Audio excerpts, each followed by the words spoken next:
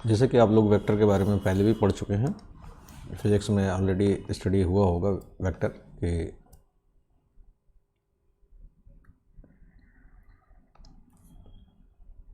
Vector में एक magnitude होता है और एक डायरेक्शन होती है। जिस क्वांटिटीज़ में मैग्नीट्यूड और डायरेक्शन इंक्लूड होता है that is a vector quantity, और जिसमें डायरेक्शंस का इंपॉर्टेंस नहीं होता है that is a scalar quantity. Geometrically हम किसी वेक्टर को एक एरो के थ्रू शो करते हैं। This is the initial point, this one is the terminal point. Suppose this is the vector A B, तो A is the initial point, B is the terminal point. जो length है A B की that is known as a magnitude of vector A B. magnitude of vector AB is the length of line segment AB line segment। Suppose इसके coordinate हैं आपके पास x1 y1 z1, इसके coordinate हैं x2 y2 z2। तो किसी भी point के coordinate x1 y1 z1 है और there is a origin O, तो दिस इज OA। OA इज called position vector of point A। That will be x1i, y1j and z1k। Similarly, OB, this vector will be called position vector of B। किसी भी point का position vector always origin के respect में ही major करते हैं। अगर किसी और पॉइंट के रेस्पेक्ट में मेजर करने की बात होगी तो लिखा जाएगा position vector of A with respect to P with respect to Q, कुछ समथिंग ऐसे बोला जाएगा। Position vector of B simply बोलने का मतलब है कि इसके कोऑर्डिनेट्स ओरिजिन के रेस्पेक्ट में मेजर किए गए हैं। x2i, y2j and z2k। यहाँ पे एक ट्रायंगल है OAB। तो OA ये vector, this is a vector, this is a vector and this one is a vector. Since OA और वेक्टर AB का जो सम है, एक वेक्टर ये है एक वेक्टर ये है। ये तरीका होता है एक का टेल प्रीवियस के हेड के साथ आना चाहिए और फिर फाइनल वेक्टर यहाँ से यहाँ तक। ये जो फ्री एंड्स होते हैं, एक टेल फ्री रहता है, इनिशियल पॉइंट फ्री रहता है, एक टर्मिनल पॉइंट फ्री रहता है। उनको ज्वाइन करके एक एरो बनाया जाता है। टर्मिनल पॉइंट की ओर टर्मिनल बनाए जाते हैं और इनिशियल पॉइंट की ओर इनिशियल बनाए जाते हैं। तो OA plus AB is equal to OB दिख रहा है। वेक्टर के सम प्रॉपर्टीज है, that's why AB is equal to OB। OB is the terminal point का पोजीशन वेक्टर है और OA इनिशियल पॉइंट का पोजीशन वेक्टर है। तो किसी भी पॉइंट का किसी भी वेक्टर को जब भी राइट करना है तो अगर आपको उसके कोऑर्डिनेट्स मालूम है तो टर्मिनल पॉइंट का position vector minus initial point का पोजीशन वेक्टर करेंगे तो you will get x2 minus x1 i, y2 minus y1 j plus z2 minus z1 k। ये चीज़ें आपको मिलेंगी। In this vector x2 minus x1, y2 minus y1 and z2 minus z1, x2 minus x1, y2 minus y1, z2 minus z1, ये 3 number का जो set है this is the scalar component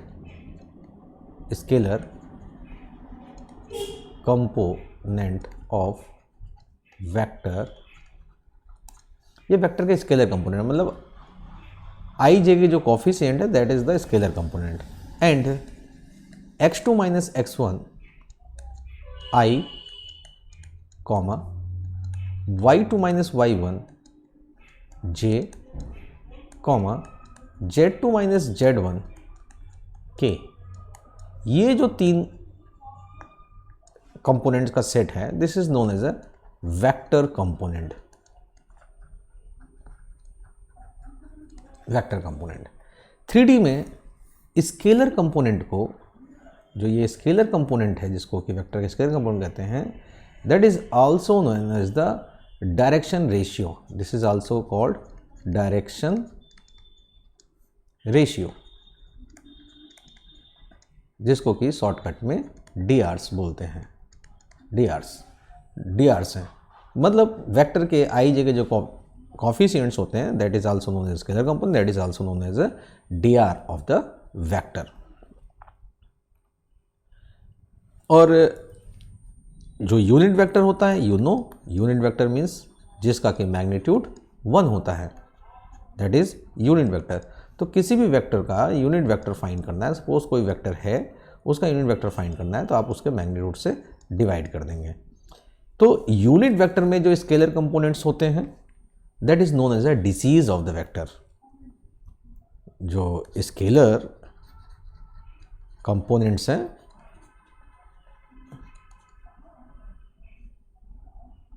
of unit vector is called direction cosine,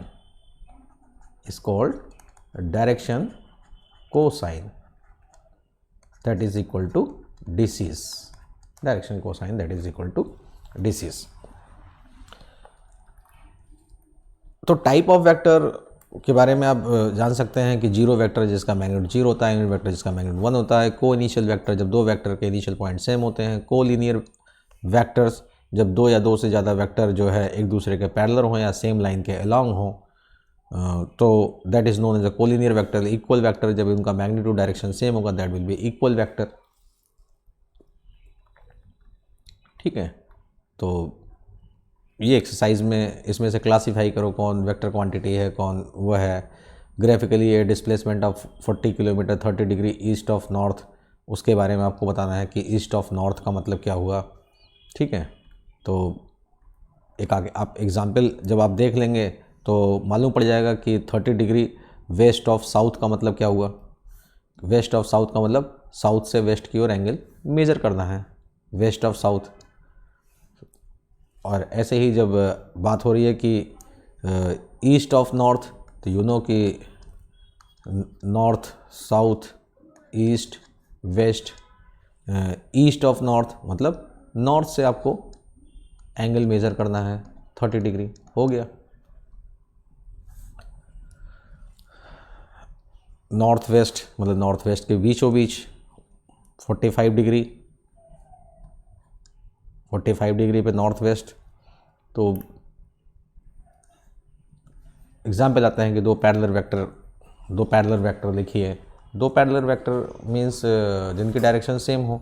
suppose कोई vector i + j - k लिखा हुआ है, तो इसी वेक्टर को किसी भी कम नंबर से, एक वेक्टर तो ये हो गया, इसी वेक्टर को किसी भी नंबर से मल्टीप्लाई करके दूसरा लिख दीजिए. 2i + 2j - 2k आपने लिख दिया एक नया वेक्टर. तो ये दोनों वेक्टर पैरेलल वेक्टर हो गए. इसी वेक्टर को किसी नए नंबर से मल्टीप्लाई करके लिख दीजिए, वो भी पैरेलल वेक्टर होगा.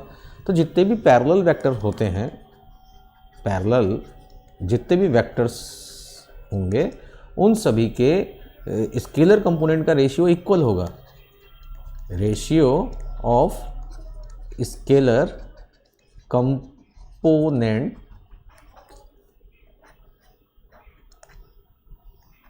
Will be equal. जैसा कि 10वीं क्लास में पेयर ऑफ लीनियर इक्वेशन में होता था कि दो लाइनें एक दूसरे के पैरेलल हैं, एक होता था a1x + b1y + c1, और एक दूसरी लाइन होती थी a2x + b2y + c2 = 0. तो ये पेयर ऑफ लीनियर इक्वेशन से दो लाइनें पैरेलल तभी होती थी जब x एंड y के कोफिशिएंट्स का रेशियो इक्वल होता है, a1/a2 = b1/b2. तो ऐसे ही दो वेक्टर्स पैरेलल होंगे जब i j k, यहाँ पे 3 है, जब i j k का रेशियो इक्वल होगा.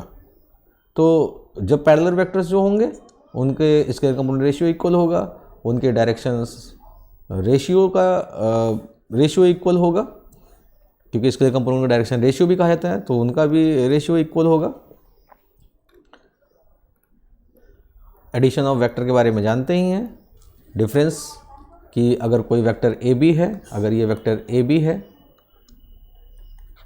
तो माइनस ए बी का मतलब हुआ कि आप जस्ट इसकी डायरेक्शन जो है रिवर्स कर दीजिए।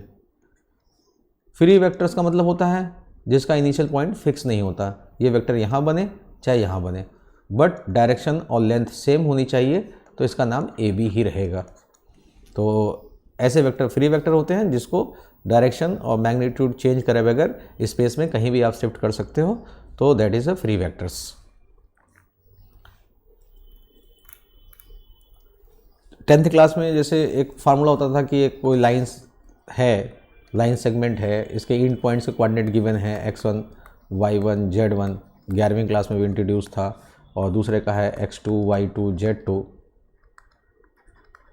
और कोई पॉइंट P है जिसकी कोऑर्डिनेट x, y, z है, वो लाइन को m/n में डिवाइड कर रहा है, तो x coordinate is equal to बोलते थे m x2 plus n x1 upon m+1। Similarly y coordinate इसी फॉर्मेट लिखा जाता था, z कोऑर्डिनेट लिखा जाता था, तो इंटरनल सेक्शन होता था तो प्लस रहता था, अगर एक्सटर्नल होता था तो माइनस होता था। तो ऐसे ही वेक्टर में भी सेक्शन फार्मूला है कि जब ये x1 y1 z1 है तो इसका पोजीशन वेक्टर सपोज a है, a का मतलब x1i plus y1j plus z1 के, और इसका पोजीशन वेक्टर b है, और जो पॉइंट इसको m/n में डिवाइड कर रहा है सपोज उसका पोजीशन वेक्टर r है। तो P पॉइंट का डिवाइडिंग पॉइंट का position vector is equal to m, इधर से रेशियो इधर का पोजीशन वेक्टर, इस पॉइंट का position vector, plus n a upon m+n। फिर वही चीज़ है कि अगर इंटरनल होगा तो प्लस लगाना है, एक्सटर्नल होगा तो माइनस लगाना है आपको। इसके साथ साथ दो वेक्टर्स का डॉट प्रोडक्ट जानते ही आप कि a dot b equal to mod a mod b cos theta. एक वेक्टर ये है, एक वेक्टर ये है। अब ये वेक्टर a है, सपोज ये वेक्टर b है, तो अगर आप यहाँ से इस पर परपेंडिकुलर ड्रॉ कर देते हैं, this is the origin, initial point, को इनिशियल पॉइंट्स हैं, इनके कॉमन पॉइंट्स हैं, और ये थीटा है, तो ट्रिग्नोमेट्रिक हिसाब से ये जो है this is called a cos theta, this component is called a cos theta, क्योंकि इसका मैग्नीट्यूड a है, this is vector is a, इसकी लंबाई a है, ये वेक्टर b है। This is also called projection, ये जो छाया है, जो शैडो है a की b पर, this is projection, projection of a किस पर, ऑन b। तो shadow of a on the vector b is called projection of vector a on the vector b, और that is a cos theta। और यहाँ से अगर हम देखें a cos theta की वैल्यू आएगी a dot b upon mod b। तो a dot b upon mod b, this is the projection of a on b। अब ये प्रोजेक्शन जीरो कब होगा, जब थीटा 90 डिग्री होगा, कॉस थीटा की वैल्यू जीरो हो जाएगी, जिसके कारण से जो शैडो है वो जीरो हो जाएगा। सिमिलरली अगर projection of b on a के लिए कहा जाए तो that is also will be a dot b upon, on a लिखा हुआ है तो डिनोमिनेटर में मैग्नीट्यूड ऑफ a लिख दीजिए। और सिंपली किसी वेक्टर का मॉडुलस निकालना है, अगर आपके पास कोई vector a is equal to xi plus yj plus z लिखा हुआ है और आपको मैग्नीट्यूड निकालना है, तो आई जे के कॉफिशिएंट को स्क्वायर करके आप पहले की तरह जैसा ऐड करना जानते थे वैसे ही इस वेक्टर का लेंथ आ गया, मैग्नीट्यूड आ गया। यूनिट वेक्टर निकालना है तो इसी वेक्टर में आप डिवाइड कर दीजिए इसके मैग्नीट्यूड से, मीन्स इससे डिवाइड कर दीजिए, इसमें आपको यूनिट वेक्टर मिल जाएगा। तो एग्ज़ाम में ऐसे ही क्वेश्चंस आते हैं कि वेक्टर की डायरेक्शन नहीं चेंज होनी चाहिए, मैग्नीट्यूड 1 कर दो, तो ठीक है, वेक्टर का मैग्नीट्यूड निकालो और पूरे वेक्टर को उस मैग्नीट्यूड डिवाइड कर दो। वेक्टर की डायरेक्शन नहीं चेंज होनी चाहिए, इसका मैग्नीट्यूड एग्जैक्टली 2 होना चाहिए, ठीक है, वेक्टर का मैग्नीट्यूड निकालो, उसको पहले वेक्टर को मैग्नीट्यूड से डिवाइड कर दो, वेक्टर का मैग्नीट्यूड निकालो और वेक्टर को उसके मैग्नीट्यूड से डिवाइड कर दो। डायरेक्शन नहीं चेंज हुई, इसका आपने मैग्नीट्यूड 1 कर दिया। अब उसने कहा कि नहीं एग्जैक्टली 2 होना चाहिए, फिर 2 से मल्टीप्लाई कर दो।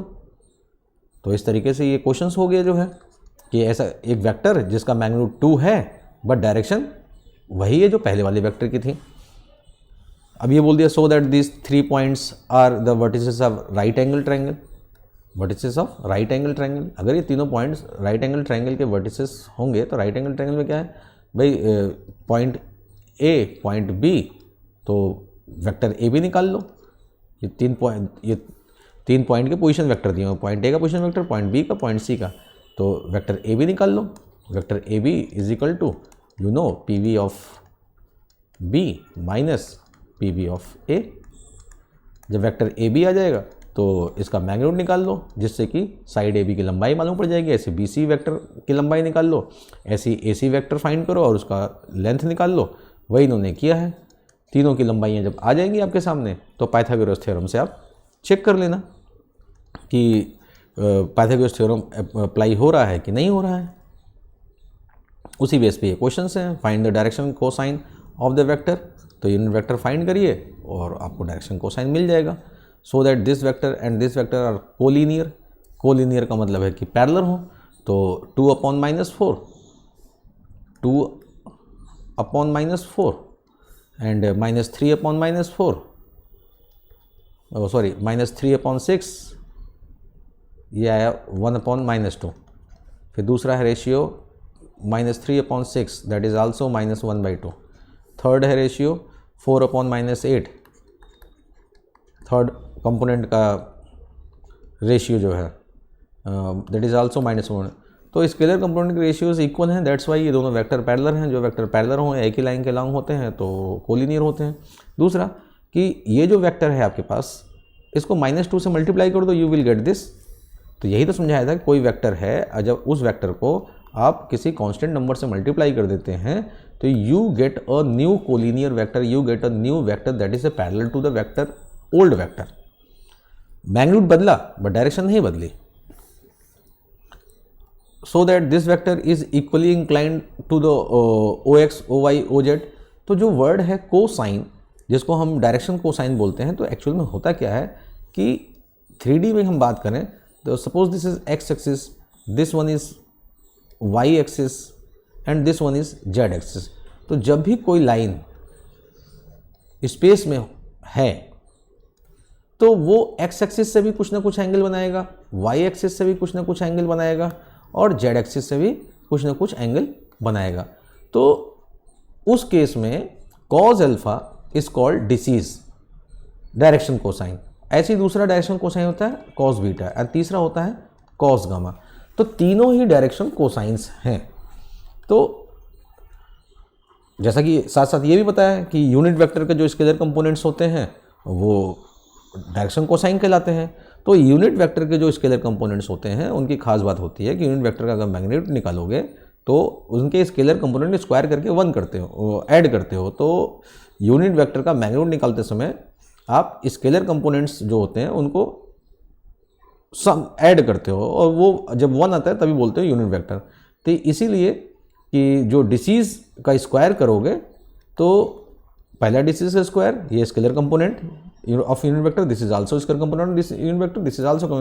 तो जो यूनिट वेक्टर बनेगा that will B cos alpha i, cos beta j and cos gamma k। This will be unit vector क्योंकि these 3 आर द डिसीज। और इसीलिए cos square alpha, cos square beta और cos square gamma, क्योंकि unit vector का magnitude 1 होता है इसलिए cos square alpha beta plus cos square beta equal to 1 होता है। एग्जाम में आ जाता है कि sin square alpha plus sin square beta plus sin square gamma की वैल्यू बताए, तो आपको कुछ नहीं करना है। 1 minus sine square, 1 minus sine square beta, 1 minus sine square gamma कर दीजिए। sin square plus sin square alpha plus sin square beta plus sin square gamma की वैल्यू आप फाइंड कर लेंगे, that will B 2।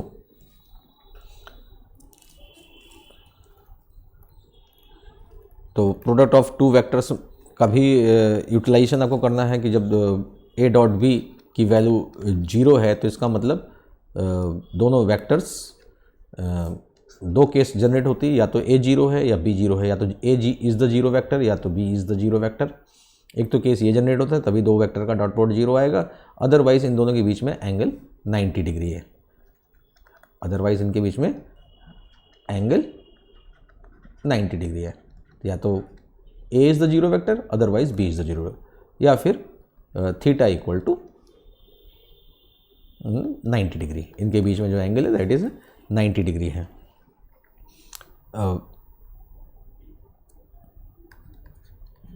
Mod A square means magnitude of A square means vector A dot vector A। तो ऐसे ही कहीं पे लिखा है A प्लस बी मैग्नीट्यूड, तो this can be written as this A plus B dot A plus B. Multiply किया A dot A plus A dot B plus B dot A plus B dot B,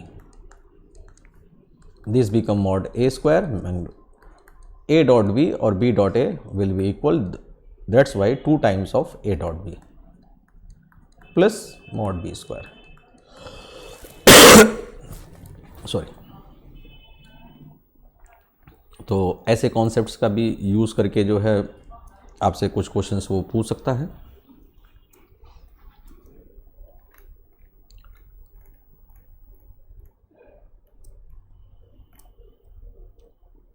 If A is a unit vector, x minus A dot x plus A equal to 8, find the value of x।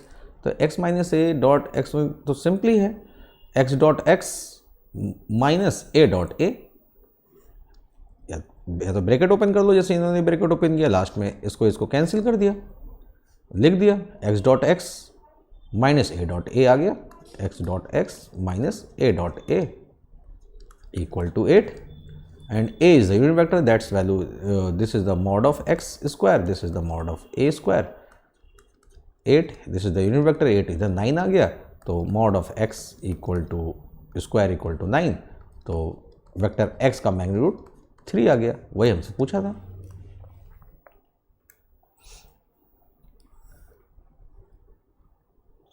For any two vectors, example कि Cauchy Schwarz inequality है कि A dot B का magnitude A और B के magnitude के या तो बराबर होता है या हमेशा उससे ज़्यादा ही होता है, मतलब A डॉट B का मैग्नीट्यूड हम फाइंड करें और इनका इंडिविजुअल मैग्नीट्यूड फाइंड करें। तो इंडिविजुअल मैग्नीट्यूड का प्रोडक्ट जो है वेक्टर के प्रोडक्ट के मैग्नीट्यूड से हमेशा ज़्यादा होगा या बहुत होगा तो इक्वल होगा।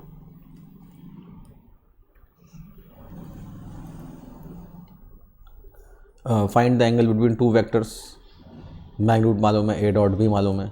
Find the angle between two vectors, IJ की फॉर्म में लिखा हुआ है, तो जब IJ की फॉर्म में आप I minus 2J plus 3K dot 3I minus 2J plus K इस टाइप के मल्टीप्लाई करते हैं, तो आप I को I के साथ मल्टीप्लाई करते हैं, बस नंबर्स I का कॉफिशिएंट यहाँ पे 1 है और यहाँ पे 3 है, तो 1 इंटू 3, यहाँ पे -2 है, यहाँ पे भी -2 है J का कॉफिशिएंट, तो -2 इंटू -2, यहाँ पे K कॉफिशिएंट 3 है, 3 इंटू यहाँ पे K कॉफिशिएंट 1 है, तो केवल कॉफिशिएंट्स मल्टीप्लाई होते हैं, मतलब in short A1x plus B1y plus C1 sorry A1i B1j plus C1k, इन दो वेक्टर्स को जब आप मल्टीप्लाई करते हैं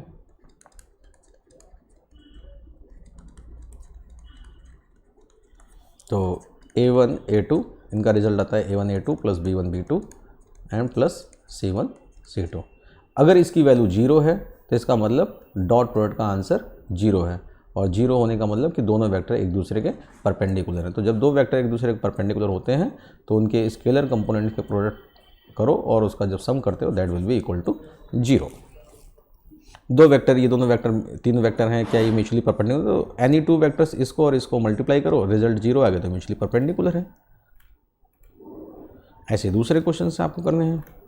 वेक्टर क्रॉस प्रोडक्ट के बारे में आप जान ही रहे हैं, A क्रॉस B, अगर vector A is equal to A1i plus B1j plus C1k है और vector B is A2i plus B2j plus C2k है, तो दिस इज डिटरमिनेंट का यूज़ करके आप इसको सॉल्व करते हैं। A1 B1 C1 A2 B2 C2 इस स्टेटमेंट सॉल्व कर लीजिए। इस वेक्टर की जो डायरेक्शन होगी, this is the vector product, इसलिए बोलते हैं कि A और B का जो क्रॉस करते हैं तो you will get a result, that result will be a vector quantity. इसकी जो डायरेक्शन होती है वो A और B दोनों पे पैरेलल होती है।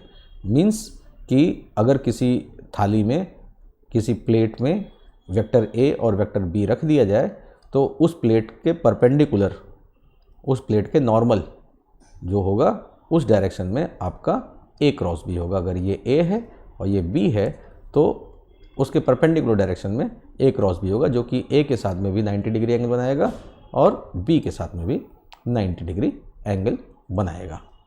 तो A क्रॉस B के बारे में, तो इसीलिए A cross B equal to mod A mod B sine theta.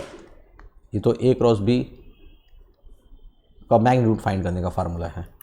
और A cross B equal to mod A mod B sine theta, और साथ में this is the n cap, n is the direction of the A cross B, this is direction of A cross B, which one is the perpendicular to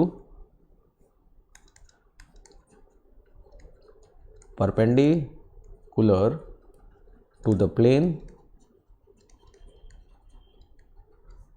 which contain plane having vector A and B। ऐसा plane जिसमें दोनों ही vector रखे हुए हैं, उस plane के perpendicular direction में A cross B की डायरेक्शन होगी। अगर A क्रॉस B की वैल्यू 0 है, A क्रॉस B की वैल्यू 0 है, इट मीन्स ये तभी पॉसिबल है आइदर A और B 0 वेक्टर हो, या फिर इनके बीच का एंगल या इनके बीच का एंगल 0 डिग्री हो, तभी ये पॉसिबल है कि इन दोनों का प्रोडक्ट 0 होता है। जब इनके बीच का एंगल 0 डिग्री हो, इसका मतलब वो दोनों वेक्टर पैरेलल होंगे, ये दोनों वेक्टर पैरेलल होंगे, पैरेलल वेक्टर होंगे। पैरेलल वेक्टर की डायरेक्शन सेम भी हो सकती है, पैरेलल वेक्टर की डायरेक्शन अपोजिट भी हो सकती है।